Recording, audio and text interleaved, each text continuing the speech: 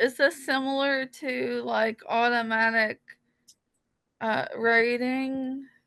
Well, I would say that there is a qualitative, um, I guess it has some roots. I mean, that there's a lot of people that have studied handwriting and how when you change your handwriting, you can change other things in your life. So, but what this is actually is built upon Bruce Lipton's research. And Oh. oh yeah, no, I prior to doing this, I wrote a book. It's called Passage of Change, a fable based on the research of Bruce Lipton. And I did it because, my reason for doing it was, or my stipulation, I think would probably be more accurate, was that if I wrote that book, that he would oversee it. So to make sure I didn't do anything that was incorrect. And I spent a couple years working on that. And you can go onto the website and you can see like the first 25 pages of the book. And since I spent so much time just delving into and understanding his research, I all of a sudden one morning I woke up with this idea of using really, really simple art techniques, as simple as scribbling, and then we build upon there, to actually activate the conscious mind, suspend the subconscious mind, and change data in there. And so I called him up and I said, okay, Bruce, I had known him quite a few years by that time. And I said, oh, tell me, should you just hang me out to dry? Am I totally nuts? Or is this a good idea? And he said, it will work. It will work. And the best part is it's incredibly simple and it's self-initiated. And he said, those things make it so that, it's really a powerful tool for people of all ages. So nobody else has shown up, so I'm going to actually start today.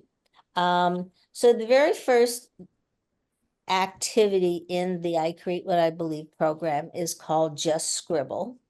The second one is called Explore and Ponder, or the preschool version of it is Circles and Lines.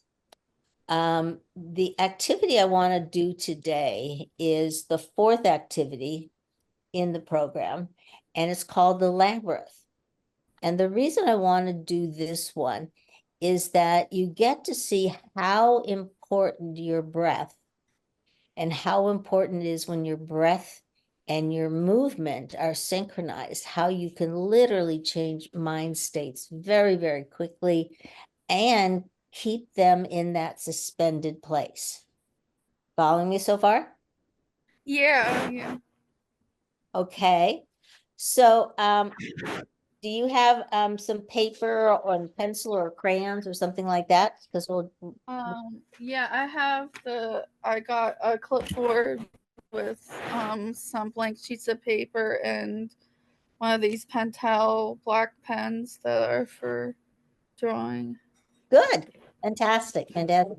Now, the only thing about the Pentel thing I'm going to tell you is that in some of the activities, the body starts being very spontaneous, and you can ruin one of your pens. So if you have, if I'd say, if you ask me for an activity, you say, should I use my Pentel? Or should I just use an old crayon or a pencil or something like that? I will tell you. I'll tell you which ones not to use your good pen. But this one you can. Um, Okay. Okay. So okay.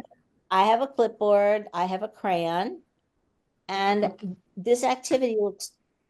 All the activities look incredibly simple, but they're very complex behind them. And so this one, the labyrinth, is what you do is you draw a spiral, and I tell people to circle in 3 times, and then you spiral out 3 times. Now that seems pretty simple. The trick is that you can only move your pen or your crayon on an exhalation. So it means that if I started here, let me get my thing up here a little higher so you can see it. So if I started here, I would take a deep breath, and when I was exhaling, I would make a little sound so that I was really aware when I ran out of breath. So here I'm going to go. I'm going to start here. You can just watch me this time and then I'll guide you through it, or you can play along with Yeah. both. Okay, so here I'm going to start here. I'm going to take a deep breath. And then as I exhale,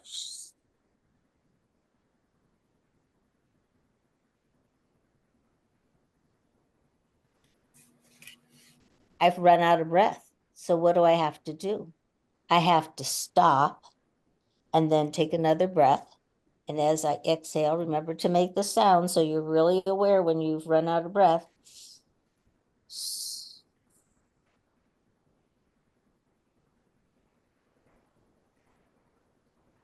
And then once again.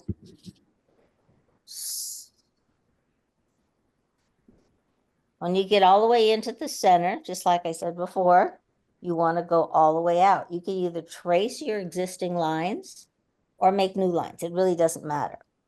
So we're going to take a deep breath here.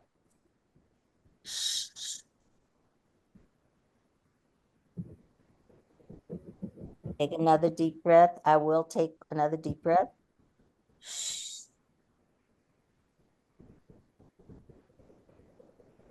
And another.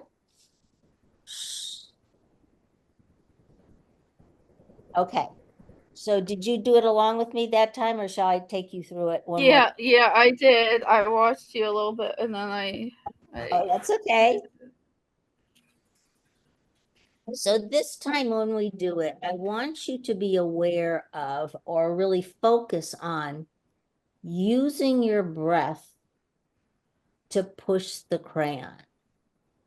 And what I'm wanting you to start seeing is that when the breath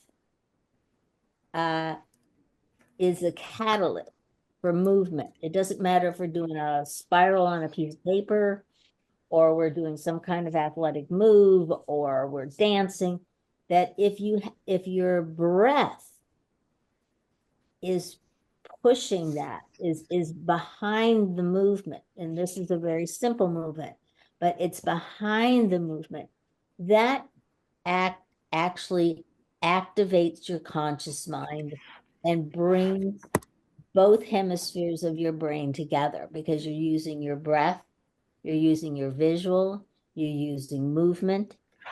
And so all of these things have to be coordinated. So if you're breathing really slow, then, it's going to have a different effect than if you're trying to do it fast. And why I'm saying that is, okay, let's look here. It's a little chart here. So the subconscious mind, which is the big orange area in this one, it moves really fast. It's very powerful. And it moves faster than than the conscious mind. The conscious mind is this little tiny blue part here. And so what we're wanting to do is use the breath to push the movement. And what that does is it slows the system down and synchronizes it. And in the process, you activate the conscious mind, which is this little blue area. Now, what's also important to remember is this part of the mind, the subconscious and the conscious, work in an either or capacity, meaning that if you activate the conscious mind, you suspend the subconscious mind and any of the negative tapes that are in there. So it's a way to get stillness between your ears instead of that constant negative chatter. And that learning to do this, having the breath push the movement, you're actually just not just programming your mind, you're programming your whole body to respond to your breath. So if your breath, is go like this, your body is going to obviously be a bit on the anxious side. If your breath is slow and focused and purposeful, rest of your body all gets included in that. And that's what, when people talk about being centered and being grounded and being clear, what they're talking about is that place you can reach just by having your breath propel the movement. We're doing it on paper right now, but before the end of class, we'll do it on the palm of our hand. You can, yeah. I mean, the wonderful thing about this is it's really easy to transport into your normal life or your regular life. And that's what we want. We want to have some tools that are inconspicuous, but help us, stay clear and calm and connected to ourselves in this absolutely crazy world we're living in right now. And why that is also important is that your body is designed to entrain with its environment. So, but you don't want to entrain or synchronize, is another word for it, with what's happening in the outside world, because that's nuts. So what we're doing is we're ripening and getting clearer and stronger about the our inner world. So if it can synchronize with the outer craziness or the inner clarity and calmness and harmony inside of us. So we're building the harmony and the quiet and the stillness and the gratitude, all by doing something as simple as breathing and moving a writing implement around the paper. So we're learning it here. The main thing is then translate it immediately into your life and see how it works and where it works. Following, Ms. Mark? Yeah. Okay, have a question. Do you have a question? You sound like you have a question. Yeah. I'm just curious if it would work to envision the energy in the room, like visualize it doing the spiral with the breath work. Well, my response is going to be this, is that I think the airlines have it correct. And what I'm referring to is the fact that they say if the pressure in the plane changes, which person are you supposed to put the mask on first? The grown-up, not the kid, not the other Yeah. person. And so my response, what I'm saying here is learn to do this for yourself really, really, really well. And so that's almost second nature. And then there's going to be situations where all of a sudden you're going to go, oh, I just need to get them all into my spiral. I need into my place of calm. I need to get them. And so then you can do it. But if you start out there, I wouldn't even try to take it on. That's when things are really crazy, that sometimes the best thing to do is just walk out of the room. But Yeah, yeah. we can't walk out of the world, and since the craziness is expanding globally, I think it's best for us to just work on being able to connect to our conscious mind. Yeah. The blue place here or the orange place there, it is because when we do, when we connect to that part of our mind, the conscious mind is also called the problem solving part of the mind. When we're in the subconscious mind, we can't change anything in our life. Our system is stressed and it's running on automatic, and it's being ruled by the beliefs and the perceptions we gained when we were young. And we have, this operates without the observation or the control of our conscious mind. Yeah. So the most important thing, at least from my perspective, is learn how to activate your conscious mind and do it often. And notice the minute you activate that part of your mind, you feel great. Why? Because the minute you activate that part of your mind, your brain starts dumping oxytocin and dopamine into your system. Those are the feel good, the love drugs. Those are, it's just it just makes you feel really good. And it's also the reason that very, very young children can use these techniques, because I wouldn't tell them any of what I'm talking to you about, but I would just ask them, when they're working on it, just like, what feels the best? What do you like the best? What makes you, happy? And what they would be identifying is the fact that they had activated their conscious mind and their system was dumping oxytocin and dopamine into the system. And, preschoolers, little kids, can learn to shift mind states, in a matter of minutes. So I think as adults, I think it's a good thing for us to kind of get refined here. So this time we're going to do the spiral. We're going to still do the circular spiral. I'm going to we'll do a different one too, but we're going to do the circular spiral again. And this time, what I really want you to pay attention to is how is it different? How does it feel different when your breath is propelling the crayon versus you just breathing, doing an exhale,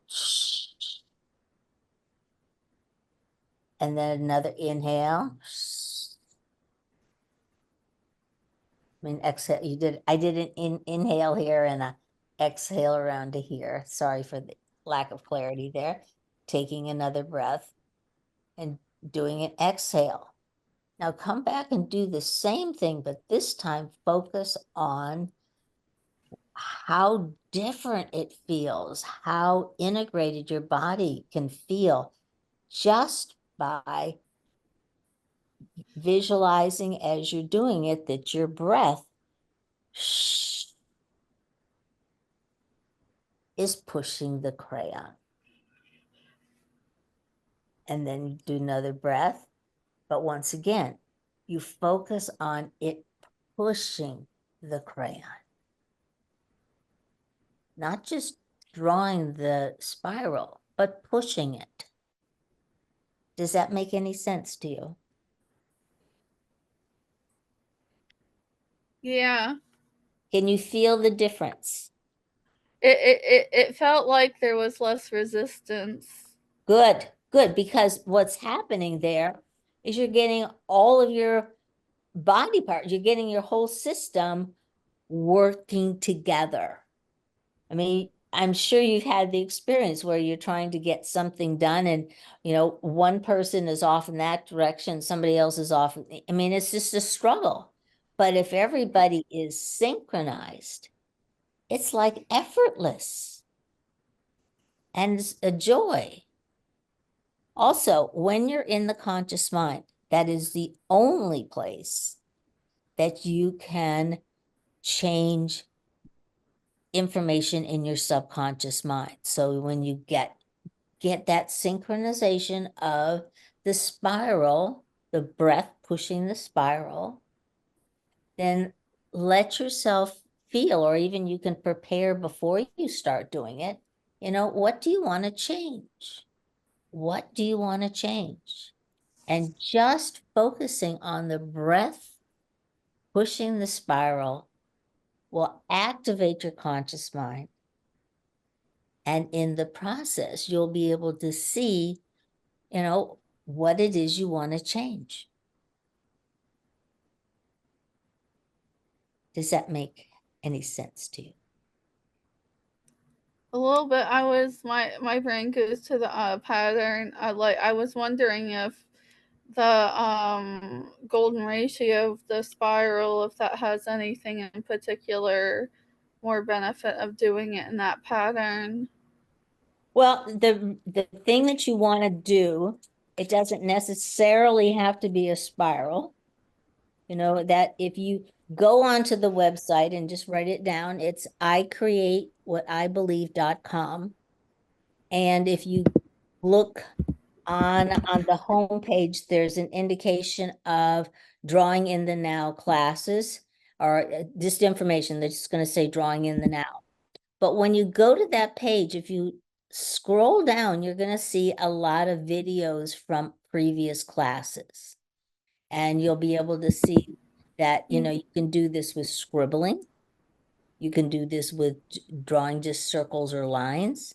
But what we're doing is we're tapping into what is going on between our ears. And we're learning to keep the conscious mind suspended so that we can do some redecorating in there.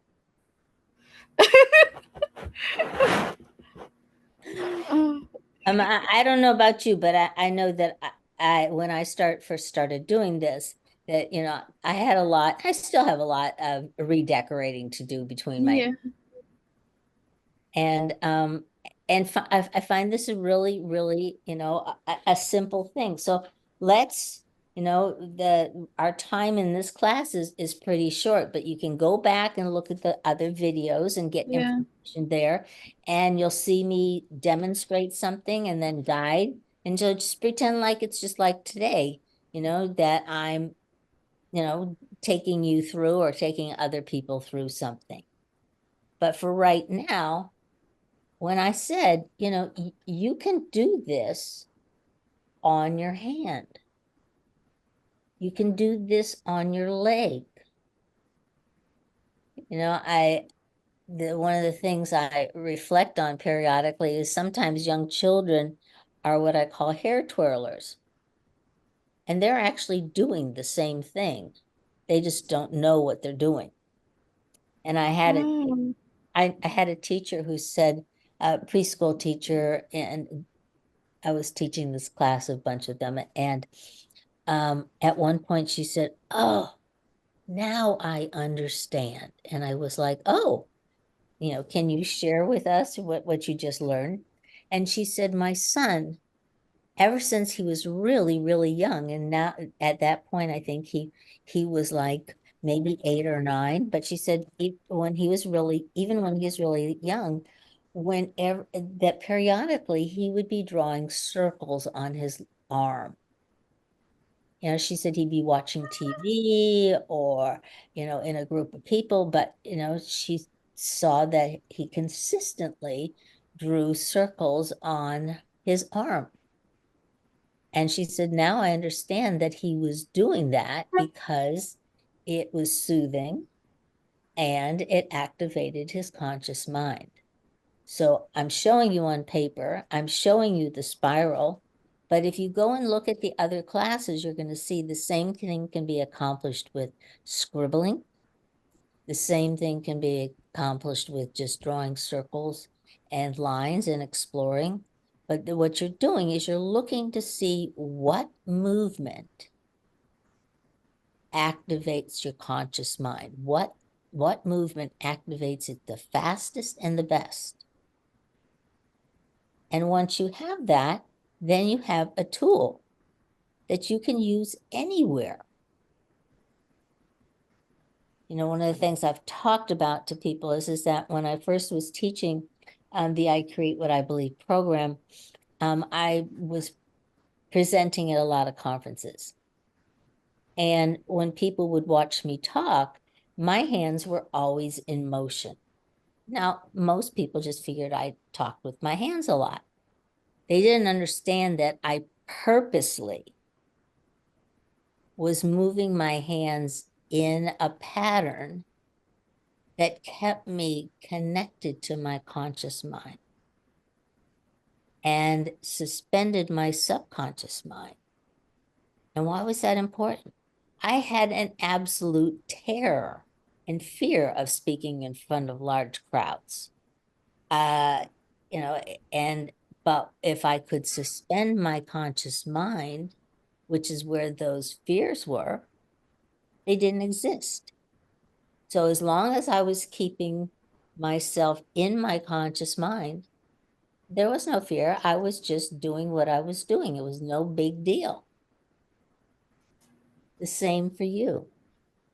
You want to find which is the simplest movement you can make that will activate your conscious mind. And once you've activated it, how long can you keep it open? How long can you suspend the subconscious mind? Oh, that's interesting. So, which the statistics say is that 70% of the perceptions and beliefs and behavior we acquire in the first 6 or 7 years of our life are negative. And so that's why we want to suspend them. We just want them to shut up. And, it's that we can get very heady and speak about things in a very esoteric way. But I tend to be pretty, approach things in a pretty simple and basic way. I don't want to have a whole bunch of stuff I need to remember to do in order to keep myself from being crazy. I want it to be simple. I want It's it to fine. be easy. What do you say? I think it's the closest thing to the infamous the easy button. Press the easy button. Yeah. Yeah. Yeah, just press the easy button. I mean, it, intellectual superiority, can really trip us up and help us forget who we really are and what simple, wonderful things we have to share with the world. And so my doing these classes and then leaving the tapes up for other people to see is my effort to say, hey, all you have to do is be you. That's all you have to do. But in order to be you, you have to suspend your subconscious mind because that's a bunch of nonsense. That's not you. It's it was how you were taught to be, not who you were designed to be. Oh, that's interesting. So if you're in your conscious mind, you get to be who you really are. And just breathing and being alive, you help other people. Not because you've made any big plans, not because you understand all the esoteric and scientific, you know, background and roots of this stuff. It's because you've learned how to suspend the subconscious mind. Now, the average person, the statistics say that the average person system is run by the subconscious mind 95% of their day. That Oh, Oh yeah. Oh yeah. And so that means you only have 5% of your day to make changes and create the life you really want. So this is a way to help you increase that percentage.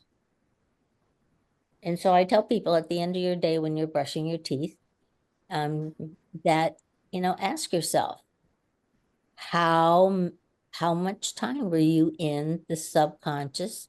How much time were you in the conscious? And you want to go from the 5%, which is, it's just not good. You want to increase this, you want to increase it to, something bigger, maybe even 7% is better than 5. yeah. And 10% is wow, that's like double. You have a long ways to get up to 95, so just practice it. See how many situations you can use it. I mean, you can do the spiral on your steering wheel while you're waiting for the light to turn red. And you'll notice that when you do that, there's a way that you can glide through life for, a short period, long period of time, depending on how demanding your subconscious mind is. So if you don't have any questions, I think we will stop. But if you have questions, I would be glad to answer them. I just have one question.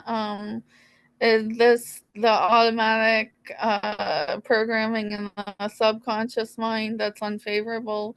Is this different than using your intuition, which is also unconscious?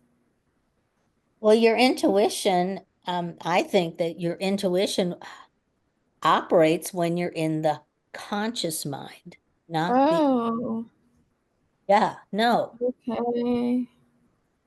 So, if you really want to strengthen your intuition, increase the time you're in your conscious mind.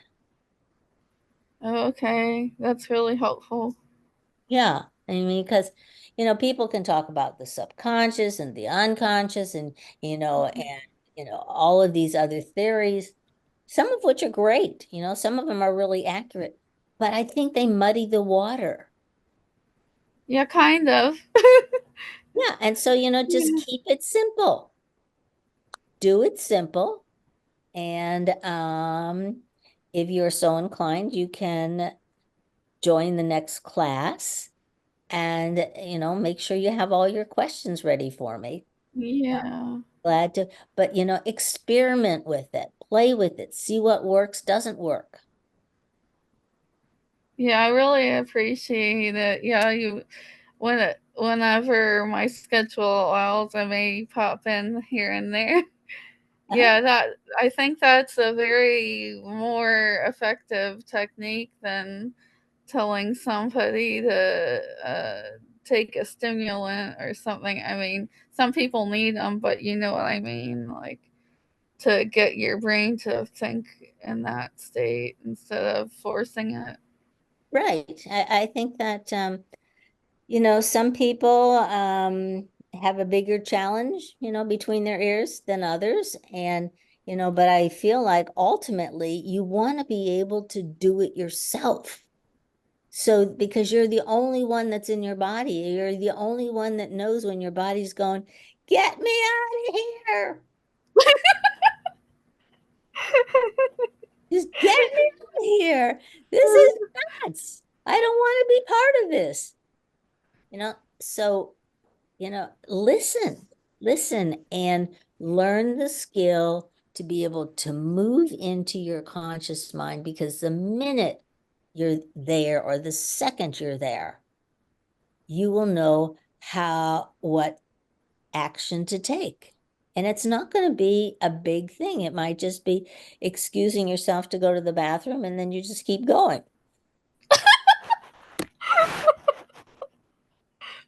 Uh, I mean, it's just like there's already too much friction, too much conflict in the world.